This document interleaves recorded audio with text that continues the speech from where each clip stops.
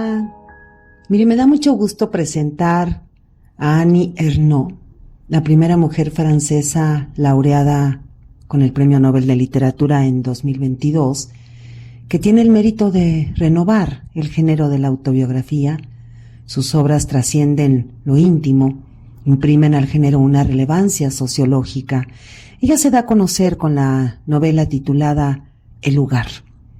Y en esta novela dice: tendré que contar todo esto, escribir sobre mi padre, sobre su vida y esa distancia que surgió entre él y yo durante mi adolescencia, una distancia que no tenía nombre, como el amor dividido. Así que empecé una novela en la que él era el protagonista. Reuniré las palabras, los gestos, los gustos de mi padre, los hechos importantes de su vida, todas las señales objetivas de una existencia que yo también compartí. Nada de poesía del recuerdo, nada de alegre regocijo. Escribir de una forma llana es lo que me resulta natural. Su novela El lugar fue publicada en 1983, un auténtico bestseller, con un estilo fotográfico preciso, depurado, y hoy en día Annie Ernaux es una autora que forma parte importante de la cultura francesa, que refleja toda una generación de mujeres nacidas alrededor de los años 40 del siglo pasado, observando el mundo desde su propia vida, las diferencias de clase, el acceso a la educación, a los bienes culturales. La enfermedad del Alzheimer en su novela No he salido de noche, el aborto en sus obras Los armarios vacíos y El acontecimiento, la pasión amorosa, tema explorado en 4 textos autobiográficos, la condición de ser mujer. Una autora que ha conseguido, sin duda, que sus experiencias conciernan a muchos, que sean un espejo en el que se reflejen nuestras vidas, porque mire, es una escritora que posee como una especie de don hipnótico de vocación. Yo creo que todas las mujeres que escribimos anhelamos ese don de interesar al lector, a la lectora, en nosotras mismas, en el valor de nuestra intimidad, que al ser leídas, ese lector o esa lectora se vea a sí misma o a sí mismo en lo que lee y no en quien escribe.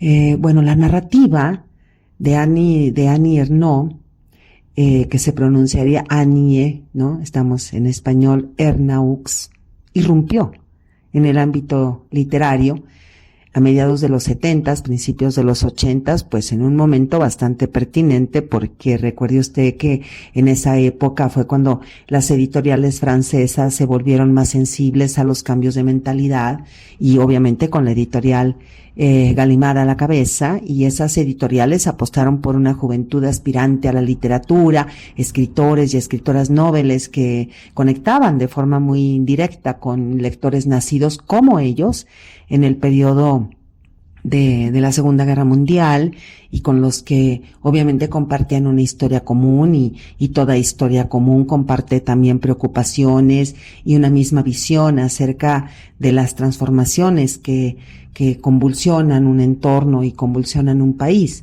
Pero además también fue una época donde los medios, la radio, la prensa, la televisión francesa volteó a mirar a los escritores, volteó a mirar a las escritoras recién incorporadas al mundo editorial, y entonces esos jóvenes escritores aparecieron en actos públicos, en coloquios y debates universitarios y televisivos, entrevistas en periódicos, en revistas, mire, no solo intelectuales, sino también en revistas de moda. ¡Qué maravilla! Y todo ello, pues, favoreció sin duda a la escritora de la cual estamos ahora hablando e intentando visibilizar, Annie Ernaux, porque, pues, la incursión de todos estos medios, el poder que tienen los medios, contribuyeron a consolidar un lectorado de clase media con un pasado parecido al de la autora. El nombre de Annie Ernaux, ella misma lo dice, salta a la fama el viernes, fíjese, dice, viernes 6 de abril de 1984, así lo registra ella. Dice que fue cuando acudió como invitada al programa literario Apóstrofes, dirigido por Bernard Pivot, muy conocido, y emitido por una cadena nacional de televisión francesa, y ahí fue donde presentó su cuarto libro, El lugar, que habla de la historia de su padre, del cual pues ya leímos un fragmento al iniciar este podcast. Y con el paso del tiempo, Annie Ernaux pues va logrando el reconocimiento, enorme reconocimiento, tanto así que mire, actualmente se encuentra en el folio de clásicos franceses del siglo XX, y esto es un hecho inusitado tratándose de una escritora viva. Ella es un clásico viviente que ingresa a la mortalidad de las letras francesas, y este término, me refiero al término clásico, una autora clásica, término referente de la intemporalidad, pues es un término inherente en los títulos de 3 de sus libros: Los años, Escribir la vida, Memoria de una chica. Y en este libro, En Memoria de una chica, es donde escribe, voy a leer ahora: he querido olvidar a aquella chica, olvidarla de verdad. Es decir, no querer escribir más sobre ella, no pensar más que debo escribir sobre ella, sobre su deseo, su locura, su estupidez y su orgullo, su hambre y su sangre cortada. Nunca lo he conseguido. Y en esa novela, titulada Memoria de una chica, pues habla sobre un recuerdo muy doloroso, cuando en el verano de 1958, la narradora tiene su primera relación sexual con un hombre mayor que ella, y que éste la despreció al día siguiente de ese primer encuentro, y no olvida que se burló de ella, y no olvida que le generó una tremenda vergüenza. Y aprovecho que acabo de pronunciar la palabra vergüenza para leer un fragmento de una de sus obras que así se titula, La vergüenza, donde explora la violencia doméstica.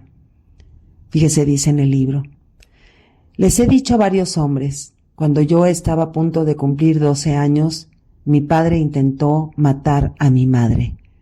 El hecho de haber necesitado decírselo demuestra lo unida que me sentí a ellos. Sin embargo, todos se quedaron en silencio después de oírlo, y yo me daba cuenta de que había cometido un error, de que no estaban preparados para escucharlo. Casi podríamos decir que el conjunto de la obra de Annie Ernaux es como un resarcimiento de la memoria, libros que desgarran la intimidad para convertirla en una especie de espacio público abierto a lectorados, una especie de casa de los espejos donde todos, todas miramos, no la intimidad de ella, miramos nuestra propia intimidad.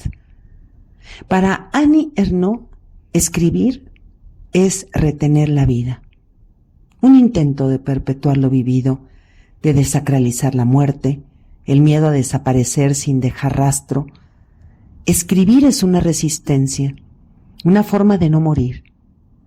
Es una especie de necesidad de luchar contra la vorágine del tiempo, donde se fundamentan los principios de su escritura autobiográfica acerada.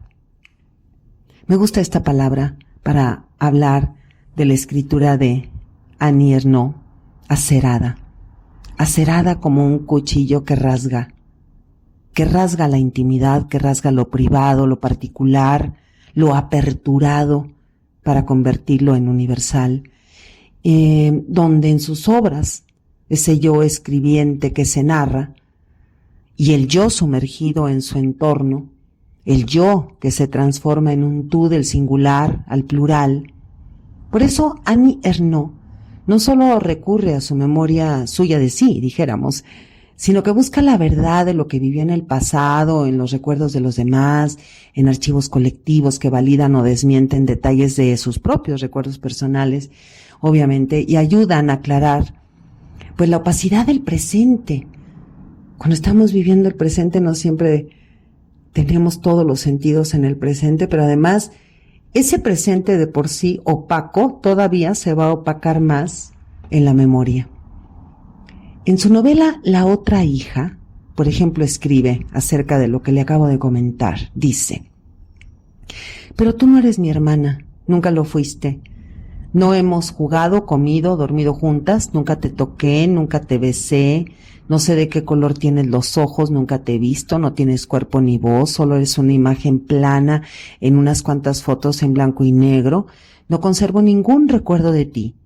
Llevabas 2 años y medio muerta cuando nací yo. Tú eres la criatura del cielo, la niña invisible de la que nunca se habla, la ausente de todas las conversaciones, el secreto. Esta novela, titulada La otra hija, es una larga carta que Annie Ernaux le escribe a Ginette, la hermana muerta, la que nunca conoció, pero cuya sombra siempre la acompaña desde aquel lejano domingo de agosto de 1950, en el que descubre accidentalmente la existencia de esta hermana, una hermana fallecida 2 años y medio antes de que Annie naciera. Ahora, fíjese en el título, La otra hija. No es igual a decir la otra hermana. Es decir, no hay un diálogo con la hermana, sino con el secreto, con el silencio de los padres que le ocultaron esa muerte. La difteria se llevó a la hermana y después fue enterrada en el secreto de los padres. Tal vez la culpa sea una clave. Tal vez la culpa sea la clave, el hilo de Ariadna de la prosa de Annie Ernaux. Porque sugiere al lector y a la lectora una especie de escritura, una culpa que está dentro de una especie de corteza dolorosa que se desprende de sí misma.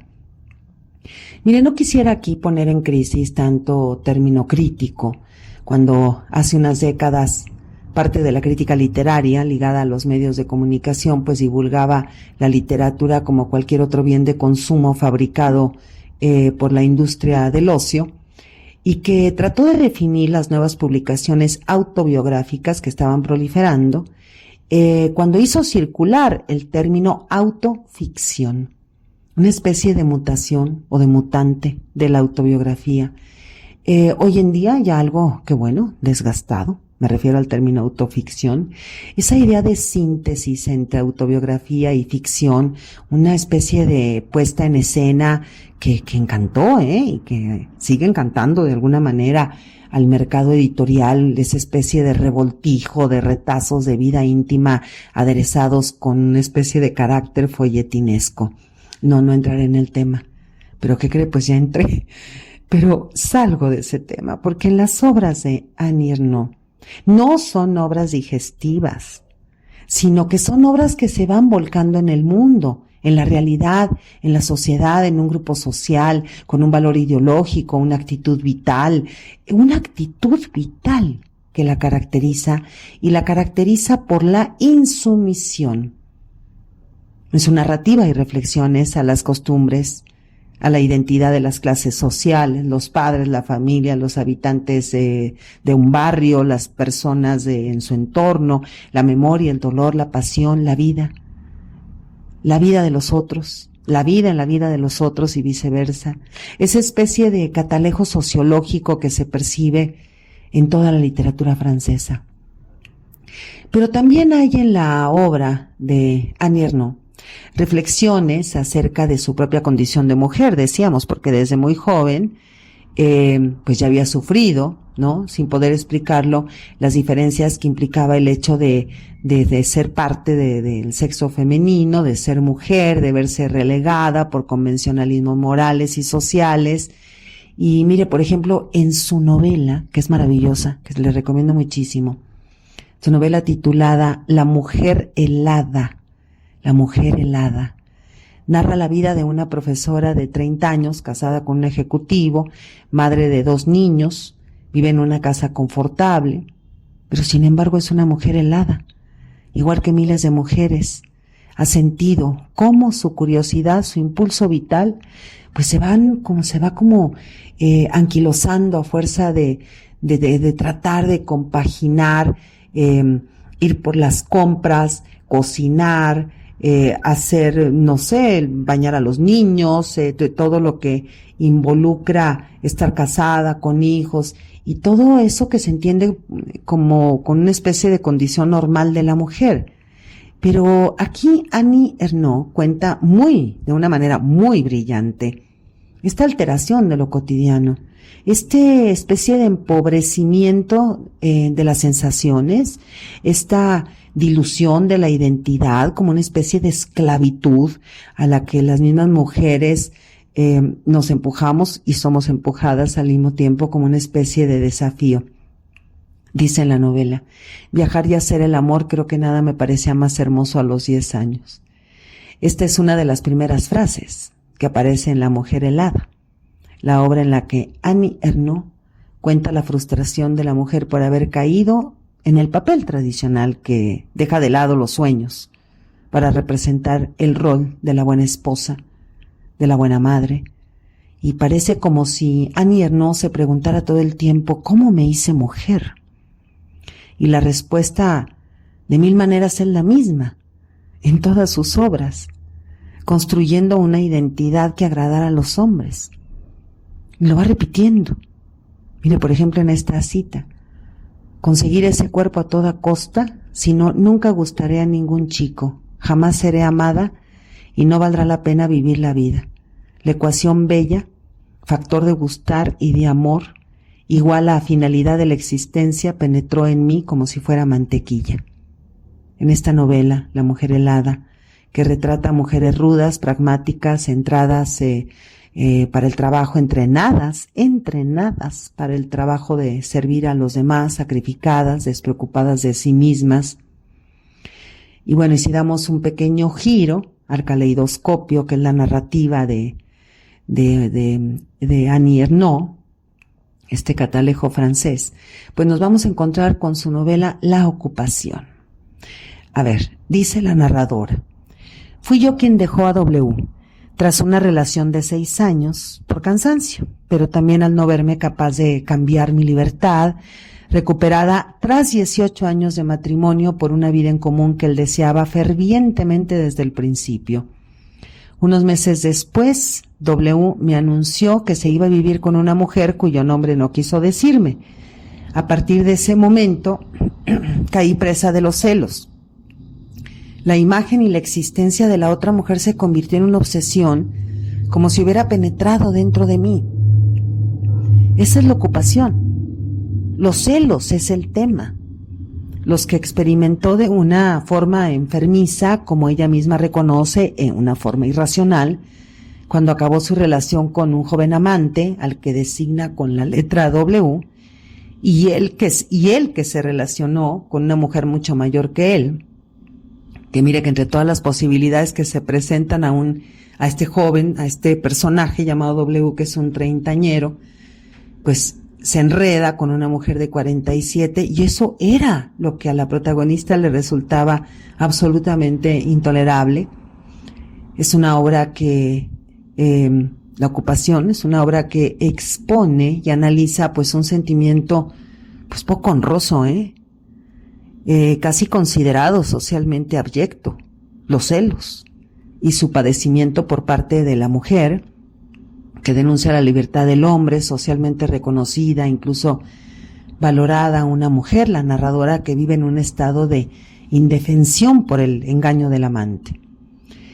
El tema de la vergüenza, sin duda, recorre el cuerpo narrativo de Annie Ernaux, y el tema de la vergüenza como desestimación de su propia persona y de su condición, la vergüenza como una atmósfera de melancolía, la vergüenza como herida narcisista, la vergüenza relacionada con el tema de la sexualidad y de la imagen de sí misma, la imagen social, la que le devuelven los demás, la vergüenza social que vertebra la obra desde la vergüenza también sexual, unida en el acontecimiento donde se narra un aborto, la vergüenza como fuente de inspiración, la vergüenza como malestar que empaña los recuerdos. Annie Ernaux constata desde Jean-Paul Sartre que la vergüenza nace de la mirada de los demás, de esos demás que todo el tiempo sienten o se sienten superiores, y que hacen sentir al sujeto como un sujeto avergonzado en el mundo, en su intimidad, en su cuerpo, que los otros desestiman y que el mundo, con sus propiedades físicas e intelectuales de los otros, pues aniquilan con ese juicio. La vergüenza es una reacción de humillación ante el juicio de los otros. La vergüenza engendra una falta de estima personal que Annie Ernaux combate con la escritura. Así lo dice ella, sirviéndose de la lengua que pertenece a los que le han hecho avergonzarse. Escribe desde la fractura íntima, desde la fractura social, desde la fractura lingüística. Annie Ernaux nació en 1940, está viva. En su última obra publicada, El hombre joven, publicada recientemente el año pasado, 2023, dice la narradora: a menudo he hecho el amor para obligarme a escribir. Tenía la esperanza que al final de la expectativa más imperiosa, la del orgasmo, me hiciera sentir la certeza de que no había goce superior al de la escritura de un libro.